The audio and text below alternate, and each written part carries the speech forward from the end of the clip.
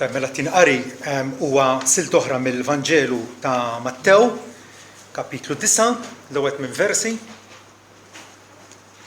Storja li jiena nafuha, jiena niftakar kont naħseb fil-primarja, kellna ktib tal-Malti, ġabra ta' Wart, u kien hemm din l-istorja tal-Magħtub li dendluh mis-saqaf għal isfel quddiem Ġesu biex Ġesu jfejlu. Il-problema hija li kultant dawn il-ġrajiet huma tant jiena nisimgħuhom illi ma jħallux dak l-impatt f'ruħna li suppost ħallu. Ejjew nisimgħuha għal darba oħra u għal darba nippruvaw nifhmu anke kif Mattew kull darba wara. Suppost għandna nitqanqlu bl-importanza u l-eċċittament ta' din il-ġrajja. Nisimgħu. U wara l-imbarka fuq dajsa qasam u ġie f'beltu stess. Wara ġabulu paralitiku mixħud fuq barella, stretcher ġifieri, u malli Ġesu ra l-fidi tagħhom qal il-paralitiku għamel kuraġġ ċibni. Dnubietek huma maħfurin. Wara xi ħud mill-iskribi qalu fihom fushom, da qed jidej. Ma Ġesu billi kien jaf ħsibijithom qal, alla taħsbu ħwejġ ħżiena f'qlubkom. Għax x'inhu l-ħfef? Tgħid dnubietek huma maħfurin jew tgħid qumu imxi. Ma biex tkunu tafu illi il-bniedem għandu l-awtorità fuq l-art biex jaħfer id-dnubiet, mbagħad qal il-paralitiku erfa' l-barella tiegħek u mu l-indarek. U qam u mar l-indaru. Imma mal-folol raw dan beżgħu u glorifikaw l-Alla li ta' awtorità bħal din lill-bnedmin. Amen. Din l-kelma tal-Alla l-aħwa. Nitolbu biex il-mulej berika ruħna. Nissinti f'smawiet, rodu lek ħajr tal-li inti marmejtniex, tajt kasna, mill-żernieq tal-umanità, mqarma tal-bniedem ħada kontrik, fil-bluwa tiegħu inti xorta waħda wet illi n-nisel tal-mara għad jisħaq ras is-serb. U tipprovdi salvazzjoni kbira, salvazzjoni adatta għal każ tagħna. Il-għaliex fejn għalina saret ħaġa impossibbli, għalik kollox huwa possibbli. U għandna ħarsu lejk illum mimlijin speranza, mimlijin bit-tama, il-għaliex nafu li jekk Alla u għamana min jista' jkun kontra tagħna. Inti stess ma frankajtix l-istess ibnek ma tajtu għalina l-koll sabiex miegħu tatina bxejn il-ħwejġ kollha, tatina mill-kotra, mill-lana, mill-rikkezzi tal-barkiet tiegħek lejna. U għalhekk nitolbuk mulej biex aħna ikollna qalb miftuħa, qalb riċettiva għal dawn il-barkiet u narfu ngħixuhom fil-milja kollha tagħhom. F'ġieħ ibnek, Sidna Ġesu. Amen. Tebet nimmexxin pass pass l-istorja ta' Ġesu, storja li għandna interess partikolari fija, għax Ġesu huwa t-tama tagħna, huwa l-ankra tas-salvazzjoni tagħna u qed narawh hawnhekk meta rifes u mexa fuq l-istess art, fuq l-istess dinja tagħna, naraw illi meta ħareġ biex iwettaq ministeru pubbliku fost in-nies wara li kien għex sa 30 sena pjuttost fl-oskurità, sempliċi ma' sfrudaxxa ma' Giuseppi u x'vera. Beda juri l-qawwa ta' drijaw, beda jipproklama l-identità vera tiegħu b'mirakli diversi fuq il-mart, fuq il-ġdiem, wera l-qawwa kbira tiegħu fil-li kalma tempesta f'daqqa waħda, wara qawwa ikbar fil-li issa juri propjament l-ispeċjalità tiegħu. Ġesuwa salvatur speċjali għal midinbin partikolarment li għandhom bżonnu. L-ispeċjalità ta' Ġesu hija li jagħti l-maħfra. Hija li iżejjinna bil-maħfra bħalma anke David meta tkellem għala għandu ibirek u jfaħħar il-mulej, Salm 130, jatina litanija sħiħa ta' barkiet minn Alla, li rċieva minn Alla. L-ewwel waħda però hija u li jaħfer dnubietek kollha. U li jaħfer dnubietek kollha, jkompli jsemmi li jfejjaq mardijietek kollha u jifdil ħajtek mill-ħofra, jinkurunak bit-tjieba u l-ħniena. Lista sħiħa, katalgu sħiħ ta' barkiet, però l-ewwel qabel kollox il-maħfra mingħand Alla. Hija proprjament minn hawnhekk li rridu nibdew għax il-maħfra tpoġġina f'pożizzjoni biex aħna nirrelataw mal-Alla mhux bħala edewwa ma bħala ħbieb. Bħala nies, bħala ħlejjaq mal-ħallieq illi issa m'hemm xejn xifridna. Għaliex? Għax id-dnub il-kotra tad-dnubiet tagħna huma imneħħija u allura hemm possibilità ta' relazzjoni ħajja, relazzjoni vitali mal-Alla. U Alla li jieħu l-inizjattiva fil-milja ta' żmien bagħat il-libnu mwieled minn mara, imwieled taħt il-liġi biex jifdil il dawk taħt il-liġi biex aħna nsiru ulied adottivi, mhux aktar edewwa tiegħu avversivi kontrih blopri ħżiena tagħna, imma Alla issa huwa rikonċiljat. Alla huwa imħabbeb mad-dinja. Fil-fatt illi ġara fatt kbir storiku fuq il-Kalvarju meta Ġesu tali hu nnifsu għal dnubietna biex appuntu jikkanċellhom. Jingassa il-kont tad-dejn li kien kontrina, il-kont tad-dejn ta' kull min jemmen u mdender mas-salib u msammar mas-salib, Kristu huwa vittorjuż fuq id-dnub tagħna u llum kull Kristjan li jaf il-wirt tiegħu, li jaf xirċieva mingħand Alla, kapaċi jgħid jien maħfur. Jien maħfur għaż-żmien u l-eternità.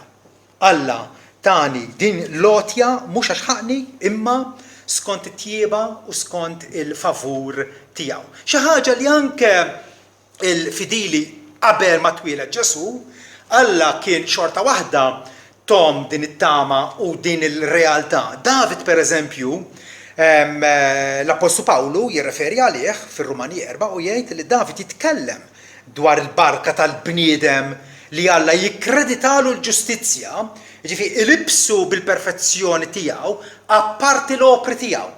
Il-maħfra ma nirċevwiex għaliex aħna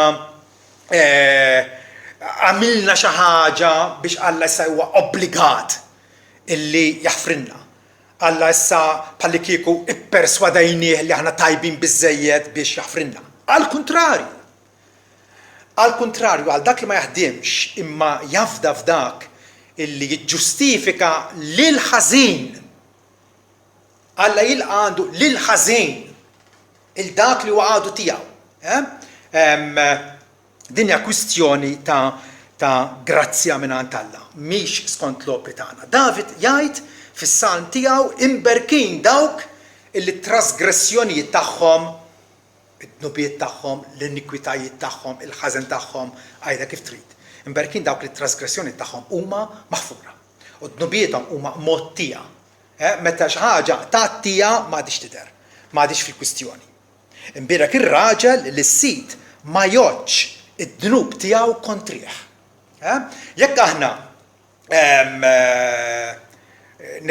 xi ħadd iħarrikna u jtellana l-qorti, tajjeb jista' iġib akkuża jew xilja ta' reat li aħna pereżempju fejn fina sraqna jew għamilna xi reat ieħor. U jekk nistabu ħatja, ovvjament dak ir-reat ikun magħdud kontrina. U allura irridu insofru il-kastik, sew jekk huwa penali ta' xi multa jew ħabs, il-ħażen iġib il-konsegwenza tiegħu miegħu. Però hawnhekk David qed jgħid kemm huwa mbierek, kemm huwa ħieni, kemm huwa kuntent dak il-bniedem illi s-sit ma jgħodlux dnubu kontrih. Appuntu il-saltna tal-Messija, Ġesu il-Messija talla, ġie u beda saltna illi f'din is-saltna hija ddominata bil-maħfra. Fija ċittadini li kollha kemm huma mingħajr eċċezzjoni huma maħfura. Il-dejn tagħhom huwa ikkanċellat minn Alla. Isaija 44 ibassar dwar dawn il-jiem fejn jgħidilna jien ħassart bħal sħaba sewda ħtietek u bħaċpar dnubietek. Erġa' lejja għax jien fdejtek. Sabiħ ħafna di. Jumejn ilu Zbaħna fil-ħodu u min joħroġ għax-xogħol kien jaf dan il-ċpar sfiq illi stajna nsuqu imma kien ċpar xi ħaġa tal-għaġeb. Fejn dak iċ-ċpar issa? Telaq u mar. U hekk huma sparixxa, hekk huma ddubietna. Illi qabel kienu realtà illi ikidduna, jagħtuna sens taħtija bil-kuxjenza tagħna mnizza, issa bħal ċpar ta' jumejn ilu tellu. M'għadhomx jeżistu. U għalhekk Alla jgħid erġa' lejja x'jien fdejtek. Il-maħfra t'Alla tagħtina l-aqwa motiv biex aħna nservuh u nħobbuh b'qalbna kollha. Alla jaħfrinna biex aħna jkollna l-biża' tiegħu. Meta konna għadna edewa tiegħu ma kienx importana minnu nidgħu bih, nikkalpestaw l-ismu, niddiżonoraw il-liġi tiegħu, ħsibna biex nagħmlu fattina fit-triq tar-rovina. Imissa la darba aħna maħfurin erġa' lejja jgħidilna l-Mulej għax jien fdejtek, int tiegħi.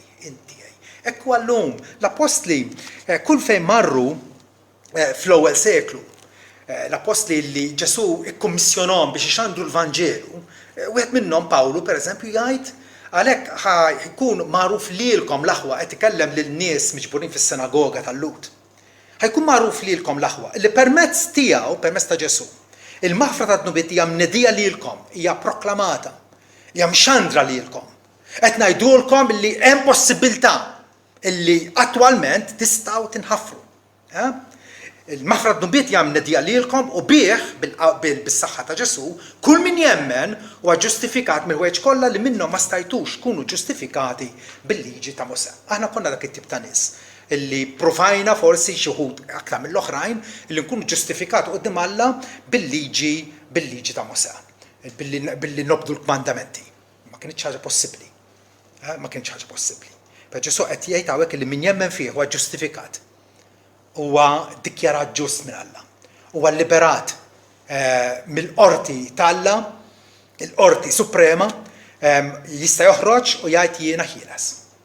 M'hemm xejn xi jżommni issa ħlief illi noġob il-Alla, illi nħobbu għax issa naraf kemm ta' bilħaq ħabni. Ġwanni wkoll fl-ittra tiegħu jgħidilna niktbilkom tfal ċkejknin għax dnubietkom inħaffrulkom.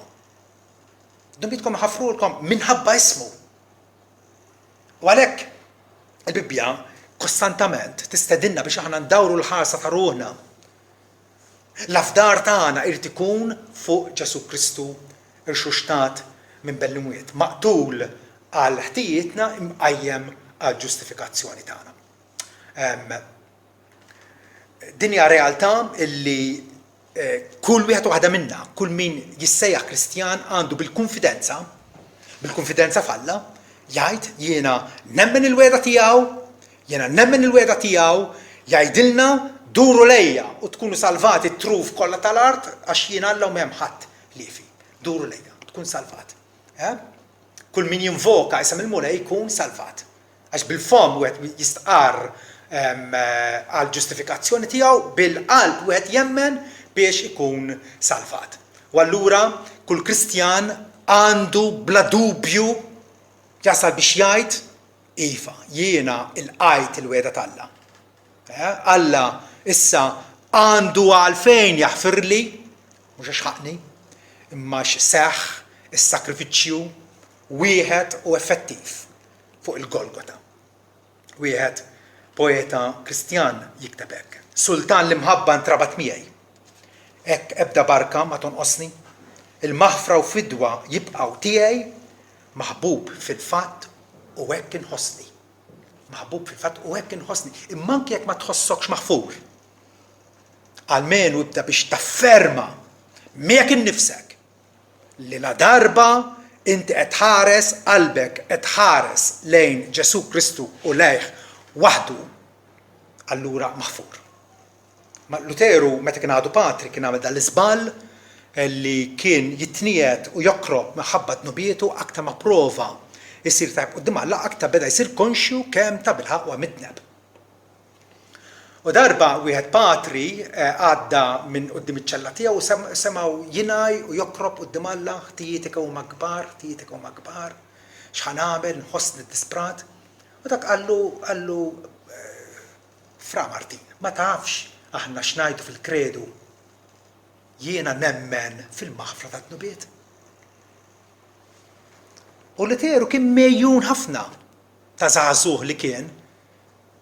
Dal-patri għenu ħafna meta qallu aħna nistqarru jiena nemmen fil-maħfra tat-tnubiet. Meta tibda temmen tissod li inti maħfur, eventwalment ukoll tħossok maħfur. Ma tibda billi toqgħod fuq il-pedament solidu li huwa Ġesu Kristu. Din l-istorja li rajna tal-paralitiku hija propjament illustrazzjoni kif taslinna l-maħfra minn Alla. Tajjeb, ħanaraw il-fidi espressa, il-maħfra mogħtija, il-protesta diretta mbagħad il-prova konkreta. Erba' ħsibijiet li tindunaw xi fissru aħna u sejrin. Ħanibdew fidi espressa. Dana meta semgħu li Ġesu kien f'din id-dar partikolari, 5 irġiel, wieħed minnhom kien paralitiku, mu kapaċi iċaqla ebda membru ta' ġismu, mixħut, bedridden, bla tama. Però dawn il-ħbib tiegħu ġiethom l-idea illi la darba ma setgħux jitlu mill-bieb għax id-dar kienet iffullata bin-nies. Tajjeb, telgħu fuq il-bejt kif telgħu nafa Nanti pereżempju kellha dar antika u dari kienu jibnu id-djar b'taraċ minn barra. Tarax minn barra tista' faċilment titla' fuq il-bejt tad-dar. U dawn hekk għamlu dak iż-żmien hekk kien hemm din il-feature ta' taraċ minn barra, tara fuq il-bejt, għalaw ix-xorok u nislu l-Ġesu bil-pula, l-paralitiku qudiem Ġesu bil-pula. Min jiġi f'moħħu biex jagħmel hekk? Vera? X'idea oriġinali, x'idea estrema, imma dawn riedu akkosta kollox illi jaqilgħu dan il-barka. U din il-barka anke għal ħabib tagħhom imsejken hemmhekk. Il-fidi tidher l-aħjar bl-azzjoni, vera? Inutli ngħidu jiena nemmen, però mbagħad l-azzjoni tiegħek ma turix. Jekk inti temmen illi Ġesu għalek il-maħfra, kemm qed tfittxu fl-Iskrittura? Kemm qed titolbu? Kemm qed tagħmilha miegħu? Kemm qed issib il-persuna tiegħu affaxxinanti għal ħajtek? Dawn in-nies juruna li Alla dejjem jippremja l-fidi, dejjem. Dejjem il-fidi tagħhom iva kienet fidi qawwija, emnu illi b'xi mod jew ieħor, la ġejna qudiem Ġesu ħanaqraw il-barka. Imma anke Alla wkoll ħares u jifhem dik il-fidi anke forsi għadha immatura, għadha ċkejkna, għadha forsi anke imħalta b'daqsxejn dubju. Niftakru Ġesu ftila id-daħħan ma jitfiex. U qasba mġelġla ma jiksirix. Jifhimna? U għarraj tan-naċ, in-naċ kapaċi jimxi warajh, mhux fejqgħod ittektkilhom bil-bastun, vera? Imma dik il-ħarufa jew dik il-labura naġa ċkejkna li forsi għandha xi difett fenna fjena zoppa siq waħda. Ġesu kapaċi jerfaħħa u jġorra. M'għandniex kollha kemm aħna l-istess livell ta' fidi. Alla jieħu pjaċir b'dan l-ewwel ħaġa. Bil-fidi tagħna. Li aħna lesti li nafdawh. Darba meta l-Lut saqsew il-Ġesu x'għandna nagħmlu biex naħdmu l-opri t'Alla, Ġesu ma ċidurulhom Alla u qalilhom din hija l-opra t'Alla li intom temnu f'dak li bagħtu. Afdaw fija jien il-mibgħut mingħand Alla. U allura hawnhekk naraw kif dawn irnexxielhom dendlu dan l-invalidu dan il-marid u ġabuh quddiem Ġesu. Ġew b'fehma waħda vera, xridu mingħand Ġesu xixxaqu il-fejqan fiżiku tal-ħabib għażiż tagħhom. Min jaf kemm għadruh u rewħ simpatija imma ma nistgħu nagħmlulek xejn. Ma nistgħu nagħmlulek xejn.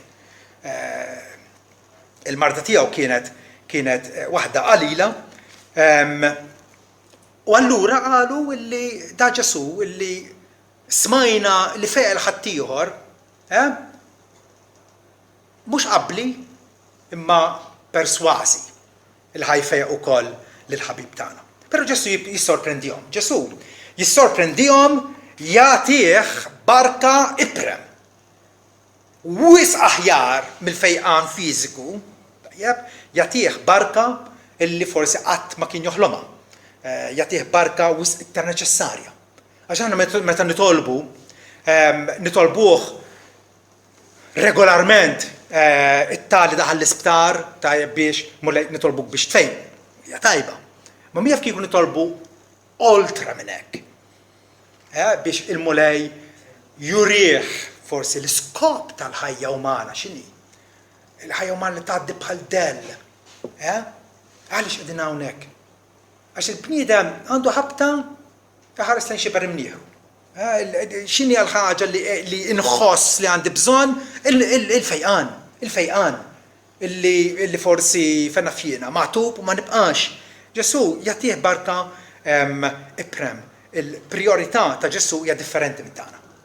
Differenti minn tagħna. U għalhekk kultant iħossuna diżappuntati bħalla. Għaliex nitolbu ħaġa dik il-ħaġa ma tiġix. Ma jtielniex. Għaliex? Fiċ-ċert, Alla għandu barka riservata, barka aħjar minn dik li qegħdin nitolbuha. Għana sekwit naraw b'vista qasira.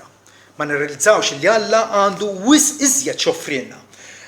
Nġibu ruħna bħal dak it-tifel ġkejken illi ħossu madur u jmur għandhom u mammi tini pillola x'tambi jibni. Għax naħseb għand id-deni. Għammu għed mur biddel, għambur għand it-tabil, le mammi, pillola rrid. Pillola, għandek nġibu ruħna. Il-nasbu b'sempliċi pillola, għatifem, hija biżżejjed. Meta fil-fatt għandna bżonn viżita għand it-tabib biex jeżaminana u idewwina u jikkurana kompletament. Kompletament. Alla ma jridx jillapazza fina, ma jridx jirranġana xi ftit. Xurban u allura jekk neħles mill-vizzju tax-xorb, qed tifhem tiġi orrajt. Le. Jew jekk jiena fjena vizzjat mod ieħor. Qed tifhem. Jekk nirranġa tad-difett, niġi orrajt. Bniedem normali. Le. Alla jrid jagħtik wisq aktar minn hekk. Wisq aktar minn hekk. Irid joħloqna mill-ġdid. U l-ħolqien ġdid tiegħu jibda propjament bil-maħfra. Maħfra minn għandu. Minn hemmhekk irridu nibdew. Hemm hija l-bidu ta' kreazzjoni ġdida mingħand Alla. Dil-opra tremenda tiegħu tibda bil-maħfra. Meta jilqana fih danu, meta bħal dak liben illi telaq il-missieru wara li d-domanda minn għandu in-nofs tal-wirt mbagħad berbaq kollox, tajjeb spiċċa jagħla fil-ħnieżer, kważi ħanżi bħalhom sar, vera? Mbagħad ġieħ f'moħħu qal jasra. L-avranti ta' missieri għandhom ikelu bix-xaba, qed hawnhekk qed immut bil-ġuħ, ħanqum immur lura missieri. Għaliex qam għax kien jaf kemm missieru huwa ħanin. Huwa ħanin. Jaf jader. U puntu, meta rah li kien għadu fil-bot, skużawni, il-missier ġara, intefa' fuqhom u biesu, vera, taħ tibdila ħwejjeġ, ċurket f'sebaw, sandli ġdid, 10 ħafi, organizzalu festin bil-fjokkoli, festin sabiħ. Il-qajjem lejra taħuħ. Alla jilqana. Alla huwa ħali f'imħabtu lejna il-bnedmin. Jekk dil-ħaġa ma tissorprendinix, allura forsi l-Vanġelu għadna ma bdejniex nifmuh kif suppost. Jekk kuljum, kull ġurnata li tisbaħ, ngħid ma jien maħfur. Jien iben is-Sultan. Jien imdaħħal f'saltna ġdida ta' ġustizzja, sliem, ferħ fl-Ispiritu Santu. U allura meta naraw hawnhekk il-Ġesu jaħfer il-dan il-magħtub jgħidlu għamil kuraġġ ibni dnubietek huma maħfurin. Huma maħfurin u se jibqgħu maħfurin. Il-maħfra. Il-bniedem għandu bżonn il-maħfra. Hemm storja dwar missjonari illi marru jgħixu fost l-Eskimos l-Alaska. U ovvjament rridu bil-mod il-mod jilħquhom bl-Evanġelju, però tafu intom illi dawn n-nies illi kważi la jafu jiktbu, jafu jitkellmu, għandhom il-lingwa tagħhom, u meta bdew jitalmu l-lingwa tagħhom u bdew jitraduċu l-Biblja, xi waslu għal kelma maħfra jew ħafer. Ma kellhomx. X'ħanagħmlu? Aħna nużaw naħfer, ħfirtli, però dawn l-Eskimos m'għandhomx kelma għal jaħfer. Eventwalment dawn il-missjonarji indunaw illi kellhom verb li jfisser ma tkunx kapaċi taħseb dwar aktar. Ma tkunx kapaċi taħseb aktar dwar, qalu nużaw dal-verb. Għalax meta Alla jaħfrinna ma jkunx kapaċi jaħseb aktar dwar dubbietna. Huma likwidati. Huma imneħħija minn nofs. Kif qrajna ħin huwa l-bniedem illi dnubu huwa motti. Xi ħaġa mottija ħadd insija. U allura ndew b'dan il-verb. Ma tkunx kapaċi taħseb aktar dwar. Ħudu dal-ħsieb. Meta Alla jaħfrinna mhuwiex ċertament skont il-weda tiegħu mhux se jerġa' jaqra l-kwistjoni tad-dnub bejnu u bejna. Dak it-tfixkil, dak l-impediment, dak l-ostaklu issa spiċċa. Tneħħa minn nofs. Il-weda tal-Alla hija li qatt u qatt la fi żmien u qas fl-eternità mu se jaqla l-kwistjoni illi kienet tissepara bejnietna, il-ħażen tagħna. Iżajja 43 jgħidilna jien iva jien li nħassar ħtijietek minħabba fija u ma niftakarx tnubietek. Jien iva jien. Alla personalment jirċievi qudiemu kriminal intu jien, jirċievi qudiemu għadu dikjarat tiegħu u mhux jagħmlu neutrali u jibgħatu l-hemm. Imma saħan sitra jagħmlu iben bint adottiva tiegħu. L-estremità tal-mħabba tagħna. Dan jagħtina komfort u lubija kbira quddiem Alla x'vera. Jagħtina konfidenza quddiem Alla u propjament il-Ġesu lil dar-raġel qallu għamel kuraġġ. Għamel kuraġġ. Kultant naqtaw qalbna x'għandna ċertu task, ċertu biċċa xogħol, mhux ħalleswa fil-ħin, problemi. Mhux għal mek għandna bżonn kuraġġ, għandna bżonn kuraġġ. Meta nafu illi iva, il-kwistjoni li tifret lili minn Alla kapaċi tissolva. Għamel kuraġġ. U jsejjaħlu wkoll ibni. Ma nafx Ġesu kellu forsi 31 sena dakinhar.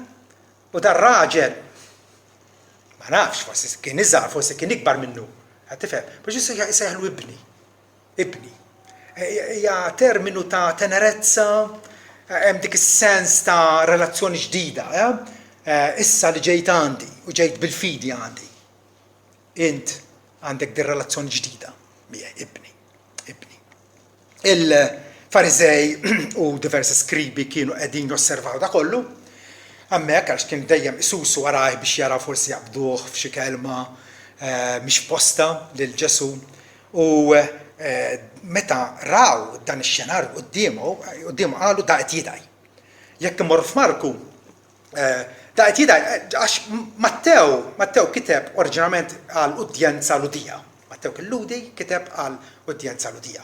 U tiftijem biżejjed da qed jidaj għaliex għax kienu jafu li Alla biss jaħfer id-nubiet. Però f'Marku li kiteb lill-Ġentili, lill-Rumani u l-bqija tan-nies jispjega aħjar. U jgħid il-kliem kollu tagħhom. Da qed jidher min jista' jaħfer id-nubiet li f'Alla waħdu. U kellhom raġun. Vera, il-Farizej kellhom raġun il għaliex kull min jaqra l-Iskrittura konsistentament dejjem isib illi Alla waħdu jaħfer id-nubiet. Alla waħdu. Mikea 7 vers 18 pereżempju jgħidilna min hu Alla bħalek li jneħħi l-ħażen u jaħfer id-dnub lil-fdal ta' wirtu. Ma jżommx għadbu għal dejjem għax hu jitaxxa bil-ħniena. U jerġa' ikollu ħniena minna u jaffeċ taħt saqaj ħtijietna iva int twaddab f'ih il-baħar dnubietom kollha. Wow, xi stampi espressivi għandna hawnhekk. Li Alla jaffeċ il-ħtijiet tagħna, li Alla jordomhom fil-qiegħ tal-baħar, jelli minnhom għal kollox. Però Alla, kull fejn naqraw dwar il-maħfra, Alla huwa dak illi jaħfer. Il-qassisin fi żmien Ġesu minn Mosè il-qudiem, il-qassisin levitiċi kienu joffru s-sakrifiċċji tagħhom fit-tempju, kienu jitolbu għan-nies, kienu jwettqu r-ritwal tat-tempju, diversi funzjonijiet, diversi festi u minn ġurnata l-oħra kienu jbierku lin-nies imma qatt ma jingħad illi kienu jaħfru fi Alla qatt. Dan il-fenomenu beda maż-żmien meta il-Knisja tilfet il-viżjoni tagħha illi Ġesu huwa l-qassis il-kbir tagħna, illi għalalna l-maħfra u jagħtina l-maħfra, mi jiġi għandi minnu bilanċ ħajġi għandi u jixrob. Għandi. Ġesu ma ħatar ebda qassisin, il-saltna tiegħu tikkonsisti biss minn qassisin illi joffru lilhom nfushom sakrifiċċju ħaj l-Alla. B'ebda mod ma naraw l-idea illi hemm xi grupp ta' nies saċerdoti li jaħfru d-nubiet. Jekk f'moħħok tiġik il-sentenza ta' Ġesu, il-nubiet li taħfru intom ikunu maħfura u d-nubiet illi żommu jkunu miżmuma, hemmhekk naraw kif fehmuha l-apostli billi xandu l-Vanġelu. Qatt anke meta kellhom iċ-ċans Xmuni Saħħar illi realizza kemm kien midneb u Pietru u qal lil Pietru tlob għalija biex il-mulej forsi jaħfirli, qallu tolbu inti.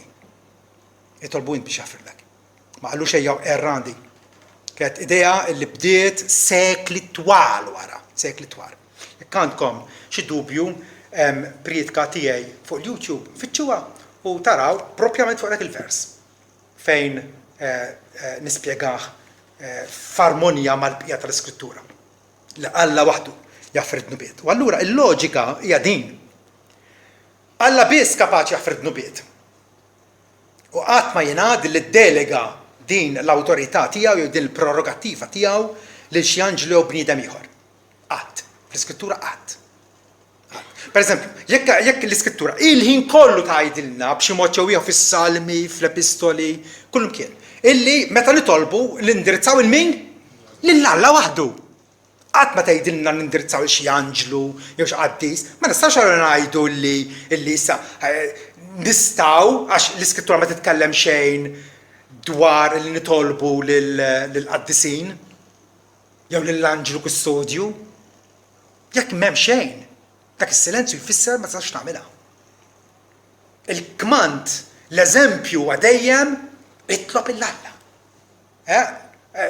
Mulej għallimna nitolbu bħalma Ġwanni wkoll għallim disċipli tiegħu Ġesu. Kif għallimna nitolbu missierna li inti f'smewwiet. It-talb indirizzat biss l-Alla. Alla biss kapaċi jisma' t-talb, Alla biss kapaċi jaħfir id-nubiet. Dik huwa ħaġa. Allura, hawnhekk kien naraw Kristu qed jaħfir id-nubiet. Kristu qed jaħfir id-nubiet ripetutament, mhux biss il-dan magħtub, imma wkoll il-mara midimba li kienet prattikament prostituta fil-belt. Marret għand Xmun il-Fariżew u Ġesu darfu għalli l-dnubiet jaklu ma' ħafna u ma' maħfura. Kristu ħafar id-nubiet u allura il-konklużjoni li ma stax naħarbu minna. Alla biss ħafar id-nubiet, Kristu ħafar id-nubiet, mela Kristu Alla. Naqblu?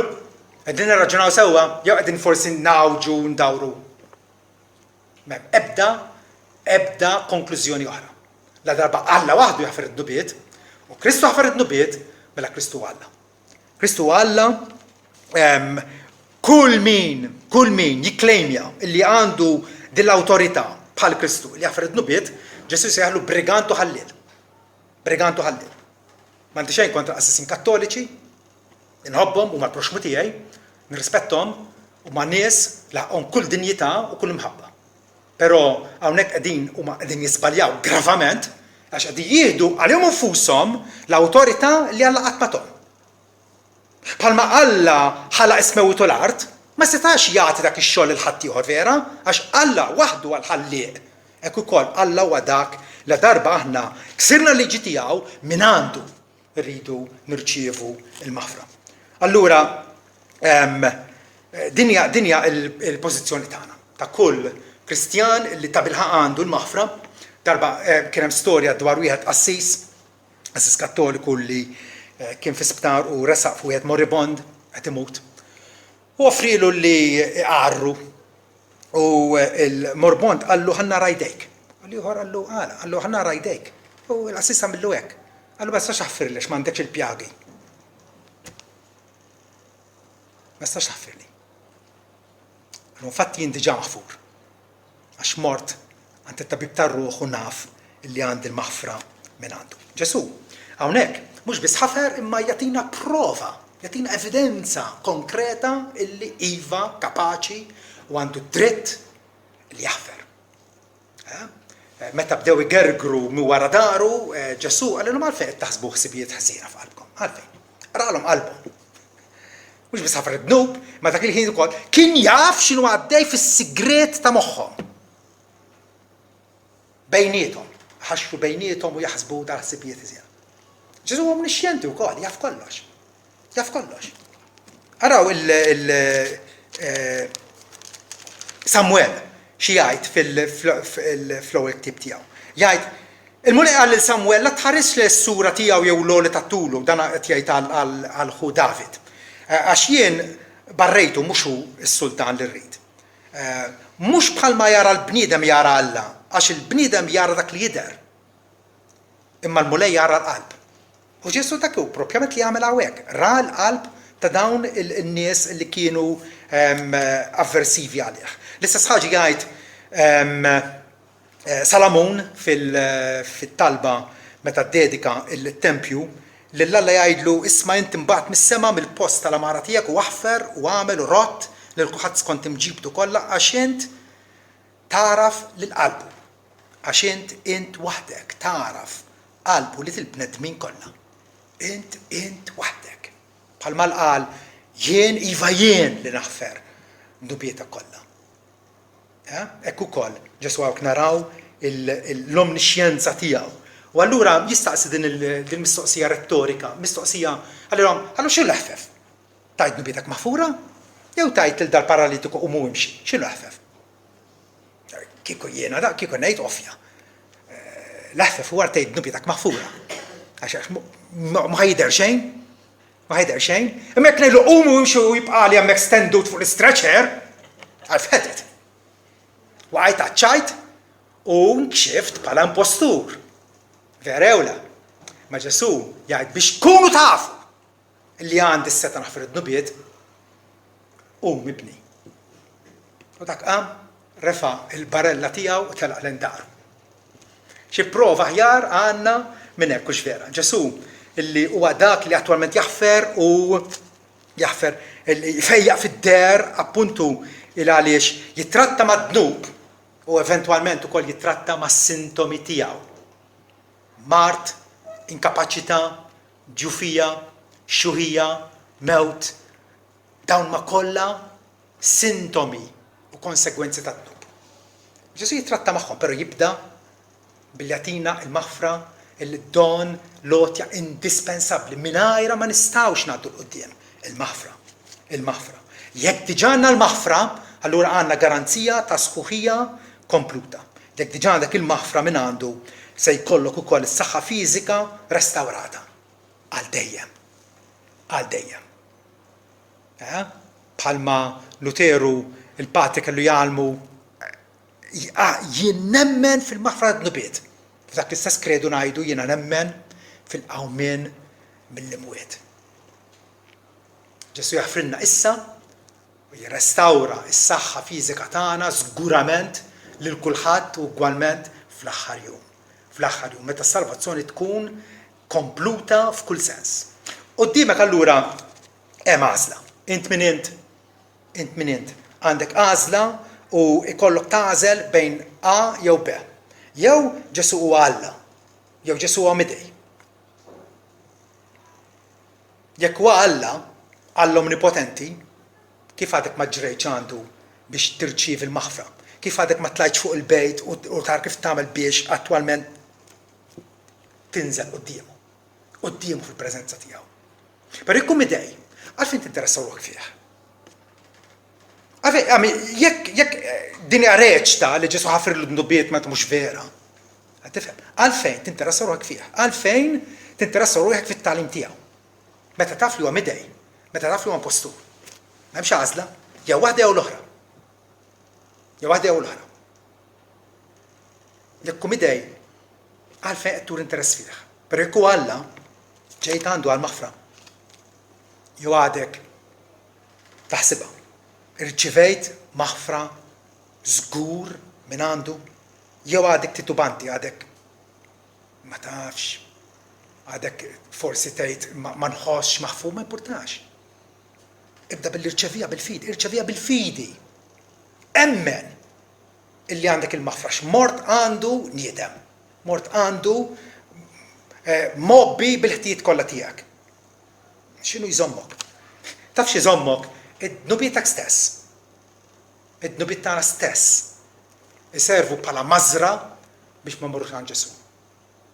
Ġesu jgħid li kull jiġi għandi jien ċertament ma nkeċċiex il-barra. Jalla kull wieħed waħda minna kbar u żgħar, illum nistgħu noħorġu minn dak il-bieb u ngħidu jien maħfur. Jien maħfur u allura kapaċi naffronta kull ostaklu, kull problema il għaliex jekk Alla umana min jista' jkun kontra